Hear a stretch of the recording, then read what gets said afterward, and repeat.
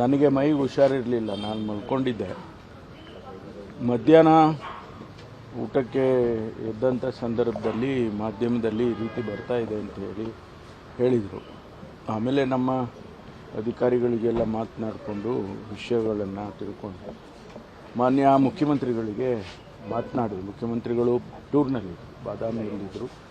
ಮಾತಾಡಿ ಇದೆಲ್ಲ ಈ ರೀತಿ ಆಗಿದೆ, ತಕ್ಷಣ ನಾವು ಇದರ ಬಗ್ಗೆ ಕ್ರಮ ತಗೋಬೇಕು, ಇಂಥದ್ದನ್ನೆಲ್ಲ ಇಲಾಖೆಯಲ್ಲಿ ನಡೆಯೋದಕ್ಕೆ ಬಿಡಬಾರ್ದು. ಯಾವ ಕಾರಣಕ್ಕೂ ಅವರು ಎಷ್ಟೇ ದೊಡ್ಡವರು ಇರಲಿ, ಹಿರಿಯವರು ಇರಲಿ, ಯಾರೇ ಇರಲಿ ಅಂತ ಹೇಳಿದ ಮೇಲೆ ಅವರು ಕೂಡ ಸೂಚನೆ ಕೊಟ್ಟರು. ಇಮಿಡಿಯೇಟಾಗಿ ಅವರಿಗೆ ಸಸ್ಪೆಂಡ್ ಮಾಡಿ ಎನ್ಕ್ವೈರಿ ಮಾಡಿ ಆಮೇಲೆ ಅವರಿಗೆ ಅವರೇನೋ ಹೇಳಿಕೆ ಕೊಟ್ಟಿದ್ದಾರೆ, ಅದು ಸುಳ್ಳು ಹಾಗೆ ಅಂತೇಳಿ. ಅಂಥದ್ದೇನಾದ್ರು ಇದ್ದರೆ ಅದೇ ಆನಂತರ ನೋಡೋಣ. ಆದರೆ ಮೇಲ್ನೋಟಕ್ಕೆ ಇದು ಕಾಣಿಸ್ತಾ ಇರೋದ್ರಿಂದ ಅದನ್ನು ಇದು ಯಾರಿಗೂ ಗೌರವ ತರೋದಿಲ್ಲ ಅಂತ ಹೇಳಿದ ಮೇಲೆ ಸಸ್ಪೆಂಡ್ ಮಾಡಿದ್ದೀವಿ.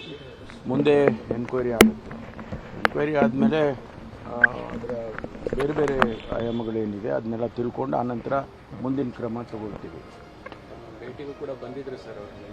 ಅದೇ ಹೇಳಿದ್ರು ನನಗೆ ಮಲಗಿದ್ದೆ ಅಲ್ಲ, ನಾನು ಬಂದಿದ್ರಂತೆ.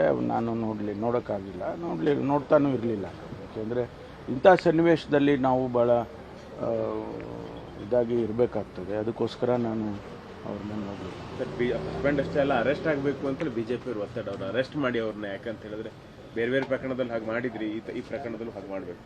ಅದು ಮುಂದಿಂದು ಕ್ರಮ ಬೇರೆ. ಮುಂದೆ ತನಿಖೆ ಆದಮೇಲೆ ಏನು ಬೇಕಾದರೂ ಆಗ್ಬೋದಲ್ಲ, ಅವರು ಡಿಸ್ಮಿಸ್ಸು ಆಗ್ಬೋದು.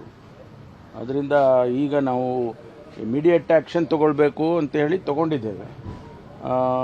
ಅದನ್ನು ಯಾವುದೇ ಮುಲಾಜಿಲ್ಲದೆ ನಾವು ಹಿರಿಯರು, ಸೀನಿಯರ್ ಆಫೀಸರು ಅದೆಲ್ಲ ಏನು ನೋಡ್ದೇನೆ ನಾವು ಇಮಿಡಿಯೇಟಾಗಿ ಆ್ಯಕ್ಷನ್ ತೊಗೊಂಡಿದ್ದೇವೆ.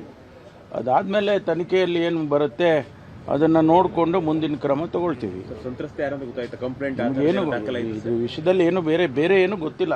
ಮೇಲ್ನೋಟಕ್ಕೆ ಈಗ ಗೊತ್ತಾಗಿರೋದು ಅಷ್ಟು ಬಿಟ್ಟರೆ ಬೇರೆ ಯಾವುದೇ ವಿಚಾರಗಳು ಅದಕ್ಕೆ ಸಂಬಂಧಪಟ್ಟಾಗಿ ಗೊತ್ತಿಲ್ಲ. ಇಂಥ ಘಟನೆಗಳು ಪೊಲೀಸ್ ಇಲಾಖೆಗೆ ಎಷ್ಟು ಮುಜುಗರ ತರುತ್ತೆ? ಖಂಡಿತವಾಗಿ ಪೊಲೀಸ್ ಇಲಾಖೆ ಒಂದೇ ಅಲ್ಲ, ಯಾವ ಇಲಾಖೆನಲ್ಲಾದರೂ ಕೂಡ ಅದು ಯಾರೂ ಅದನ್ನು ಒಪ್ಕೊಳ್ಳಲ್ಲ.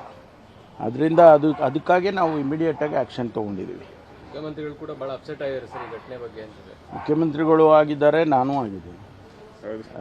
ಯಾಕೆಂದರೆ ಇದು ನಮ್ಮ ಇಲಾಖೆ ಆದದ್ರಿಂದ ನಮಗೂ ಕೂಡ ಇದು ಸರಿ ಕಾಣಿಸೋದಿಲ್ಲ. Thank you. ಅಲ್ಲಿ ದೇವರು ಜಸ್ಟಿಸ್ ಇವ್ರು ಕಾಯ್ತಾರೆ. Thank you. ಅದು ಯಾವುದೋ ಒಂದು ನಮ್ಮ ತುಮಕೂರಿನ ಫಂಡ್ಸ್ ಬರಬೇಕು ಅದಕ್ಕೆ.